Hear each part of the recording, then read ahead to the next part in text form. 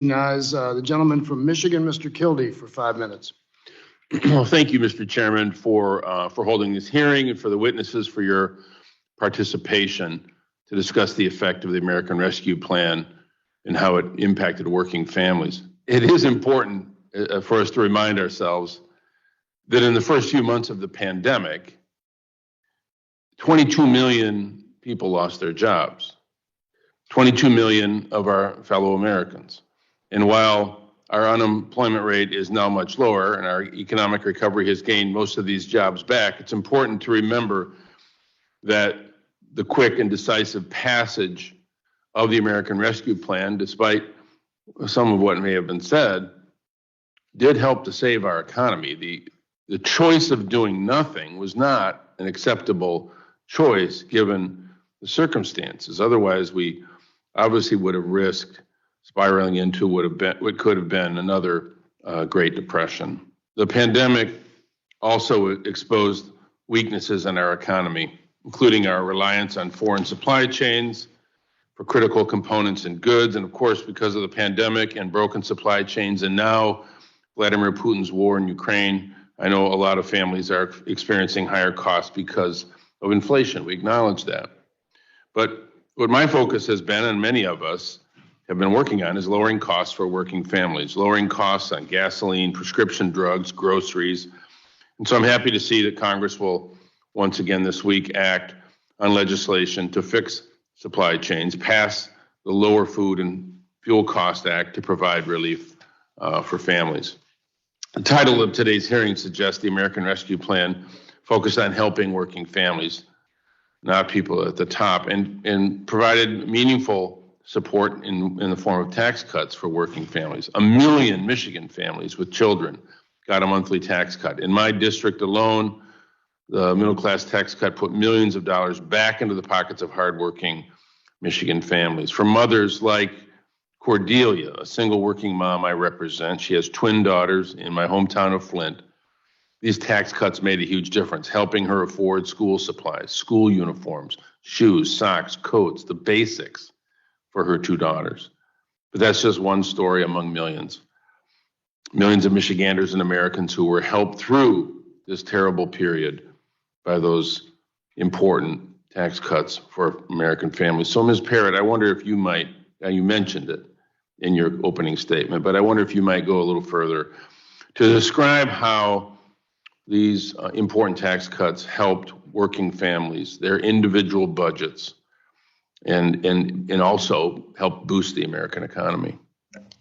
Yes, thank you for the question. The monthly payments provided through the child tax credit provided a lifeline to families in 2021. We have data that tell us what families spent the money on. When we look at low-income families for whom the increase was the largest, because for the first time, we ensured that low-income children got the same child tax credit that middle-income children received. When we look at low-income children, we ask the question, what did they spend it on? We get the answer that I think most of us would expect. They spent it on food, they spent it on rent, they spent it on their mortgage, they spent it on school supplies, they spent it on childcare, they spent it on all the things that families need to care for their children. Many of them used it for broadband access, which during the pandemic was entirely essential for their children's schooling and for their families' connection and interconnection to the economy. Others paid down debt. With the flexibility that came from monthly cash payments, families made decisions that supported their children and the needs of their families. They had the ability to make those decisions for themselves. We also have real-time data that showed some of the positive impacts that families felt. After the first round of monthly payments, the share of adults with children reporting that their family didn't have enough to eat in the past 7 days dropped significantly and rapidly, according to data from the Census Bureau.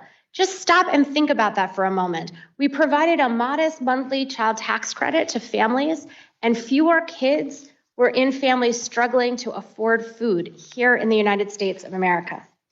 More broadly, in 2021, among parents with incomes under $25,000, the share doing at least okay financially in response, that's how the question was worded in the survey, rose by 13%, according to a report issued by the Federal Reserve.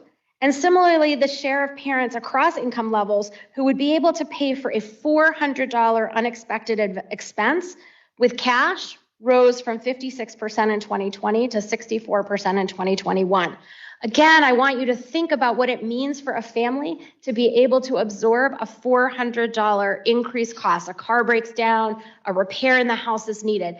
For many of us, $400 doesn't seem like a lot. And for these families, it made all the difference to being able to absorb that kind of cost. The last point I'd just like to make is that helping families with kids make ends meet has long-term positive impacts. A large body of research finds that lifting children out of poverty and preventing hardship yields important dividends for children's and parents' emotional well-being, children's short and long-term health outcomes, and success in reading and math, their school completion, their future earnings prospects. In short, for the future well-being of the next generation of adults. That's why it's so important that we do these things not only during crisis times, but in normal times to help our kids have a chance to succeed. Thank you. Thank you so much. My time's expired. I again thank the witnesses for their participation. And thank you, Mr. Chairman, for this hearing. I yield back. Gentleman's time has expired, and now you.